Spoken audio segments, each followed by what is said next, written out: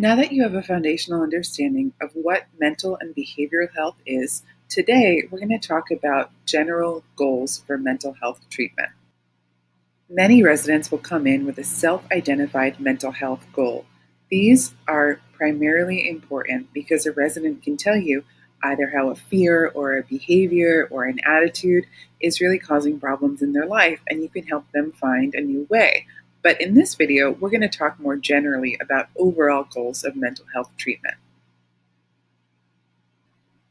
In all of the strategies and approaches that we talk about in this training, including trauma informed care, substance use, harm reduction, mental health, and DBT therapy, I would say that the primary goal is really to give a person choices in how they live their life, how they respond to their own history, fears, relationships, and future, and give someone the freedom to be themselves.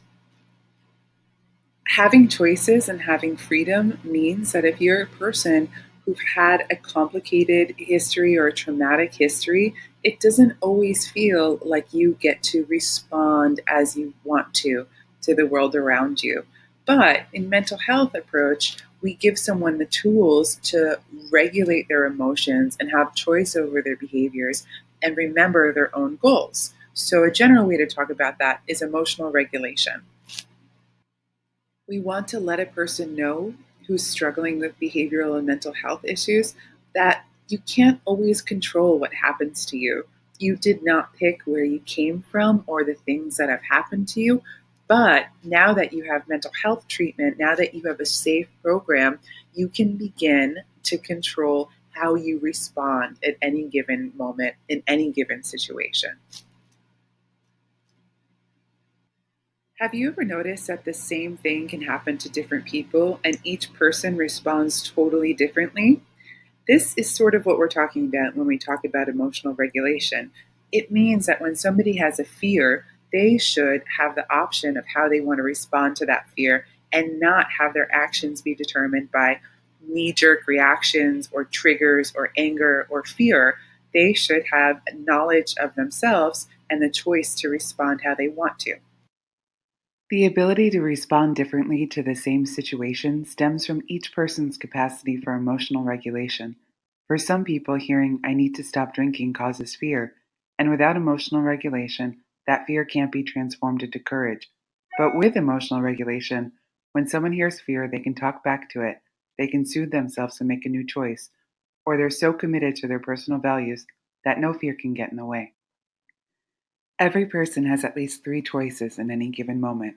At the very least, you can freeze, fight, or flight, even if it feels like you're likely to make one choice, or you're the kind of person who takes the same approach every time. The possibilities are always there. But those choices become easier with emotional regulation. It's the ability to separate a thought from an action. And the truth is that emotional regulation is really supposed to be taught to us by our families when we're children.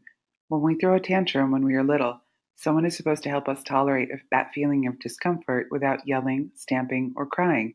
As we grow older, we use those same skills to tolerate discomfort and make choices not based on our feelings, but based on our goals and values. But this becomes harder when we've experienced trauma. Our thoughts are patterns. Without emotional regulation, we give in to fear, we give in to anger, and we give in to resentment. And until we learn new skills, we keep doing that. When we have constantly seen that the world is a dangerous place, we're going to trust the kind of thinking that allowed us to survive it, even when that danger has passed. But the kind of thoughts that trauma tells us are awful, and they're awful to live with. And while we develop these thoughts in order to make sense of a chaotic world, it's this kind of thinking that we ultimately re traumatize ourselves with. That's right. We learn this kind of thinking from people who hurt us, and when we continue to use it, we keep ourselves hurt, victimized, resentful, and in pain. The freedom that is promised through effective mental health treatment is that a person who is suffering from the thoughts that they have and the things that their histories have told them no longer have to believe their thoughts anymore. They get new choices, new opportunities, new feelings, and new capacities to tolerate discomfort and joy and happiness and all of the feelings that come with just being an awake person. Emotional regulation allows us to have any of those painful thoughts and think of a giant stop sign every time they happen, or respond quickly with a positive affirmation, a signal to become vulnerable and ask for help, or simply decide not to have them. This skill, especially for women who have experienced trauma, can be life saving, and the first step to developing it is to learn to identify and name emotions. It's not always obvious when we meet new residents at the nest of how they can possibly sit with all of the emotions that they're feeling. But always remember that it is possible. It's possible to recover no matter what. Everyone deserves to be able to sit with themselves with pride and dignity and have choices about how they want their life to be.